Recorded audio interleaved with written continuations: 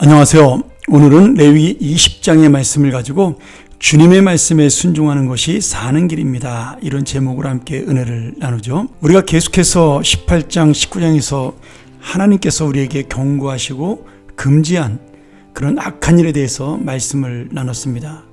그리고 이 죄를 지을 경우에 죽음으로 하나님께서 심판하겠다는 그런 경고의 말씀도 하셨죠. 특별히 우리가 오늘 20장을 바라보면서 하나님께서 말씀하신 죄를 크게 둘로 구분할 수가 있는데요. 첫 번째는 1절부터 7절에 나오는 우상 숭배에 대한 죄를 말씀하고, 둘째로는 10절과 21절부터 나오는 문란한 성적인 죄에 대해 경고하고 있습니다. 그리고 우리가 봉독했던 말씀 22절, 26절에는 이러한 멸망의 악한 죄를 짓지 말고 거룩한 하나님의 백성으로 살라고 명령하며 말씀을 맺고 있는 거죠. 왜 1절부터 7절까지 우상숭배를 말하고 그리고 연결해서 문란한 성생활에 대한 이야기를 하고 있을까요? 이방의 우상은 반드시 성적으로 타락하고 문란한 그러한 제사 후의 삶으로 나아가기 때문에 그렇습니다.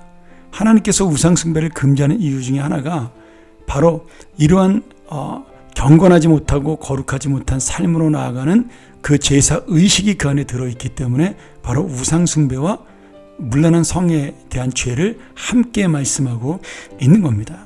사실은 우상숭배 자체가 하나님을 섬기지 못한 영적 어떤 간음이라고 하나님께서는 또 경고하시는데, 실제로 이 우상숭배는 육체적인 간음으로 나갈 수밖에 없는 그런 모습을 분명히 보여주고 있는 겁니다. 여기서 거룩한 삶이라는 것이 단순히 윤리적이고 도덕적인 그런 문제를 넘어서 지금 하나님의 자녀에게는 이 거룩한 삶은 영원한 삶과 죽음의 경계라는 사실을 우리에게 반드시 보여주고 있습니다. 그러면 하나님께서는 왜 죄에 대하여 이렇게 죽음으로 심판할 것을 무섭게 경고하고 있을까요? 바로 우리와 함께 정말 천국에서 영원한 거룩한 소망으로 살기 원하시는 하나님의 은혜가 그 경고 속에 하나님의 사랑으로 담겨져 있기 때문입니다. 우리가 계속해서 살펴보겠지만 레위기와 신명기에 나타난 제사법과 율법에 대한 순종은 두 가지의 큰 의미를 가지고 있습니다. 하나는 하나님의 명령을 세밀하게 지시하시면서 지금 이 명령이 단순히 광야 생활에 지켜야 할 말씀을 넘어서 가나안 땅에 들어가 지켜야 될 율법의 구체적인 내용이 담겨져 있습니다. 다시 말하면 지금 가나안 족속들이 이런 악한 죄악 속에 이미 살고 있기 때문에 하나님의 백성들 거룩한 이스라엘은 이 죄를 따라가면 안 된다라고 미리 교육을 받고 있는 거죠. 우리가 어제도 말씀을 드렸지만, 또 하나는 가나안 땅에 살 때 지켜야 될 율법의 명령을 말씀하시므로 이스라엘 백성이 반드시 가나안 땅에 들어간다라는 약속도 이미 이 속에 포함되어 있는 겁니다. 가나안 땅에 들어가지 않는다면 이 약속을 주실 필요가, 이 명령을 주실 필요가 없는 거죠. 그러면 오늘 우리에게 주시는 이 율법의 은혜는 무엇일까요?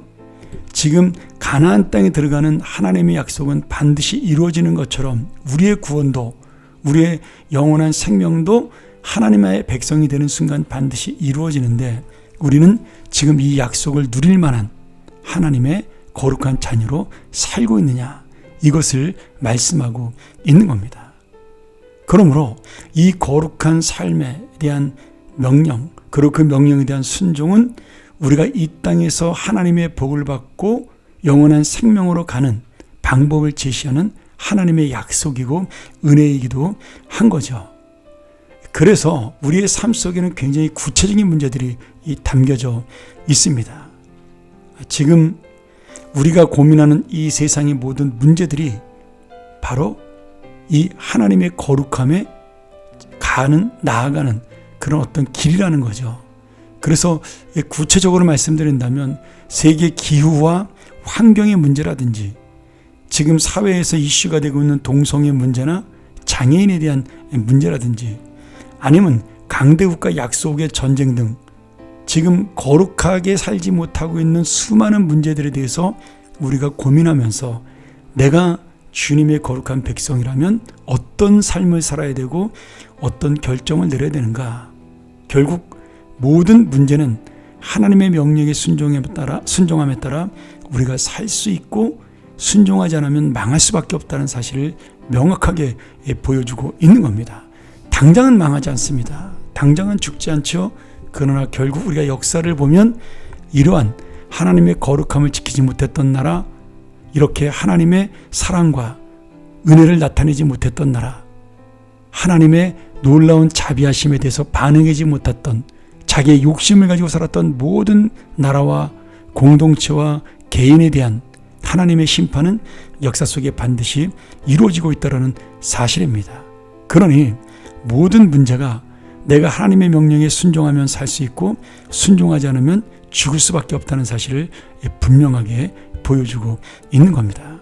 그러니 오늘 이 거룩함에 대한 명령은 결국 우리를 살리기 위한 주님의 은혜요, 우리의 영원히 살기 위한 하나님의 소망이라는 사실을 다시 한번 깨달으면서 우리가 우리의 삶 속에서 하루라도 주님의 말씀에 순종하며 살아가는 귀한 인생, 오늘 그래서 이 우리의 거룩한 삶을 통하여 이 땅이 변화되고 공동체가 바뀌어지고 우리의 삶이 달라지는 그런 놀라운 역사가 일어나기를 주의 이름으로 간절히 축원합니다.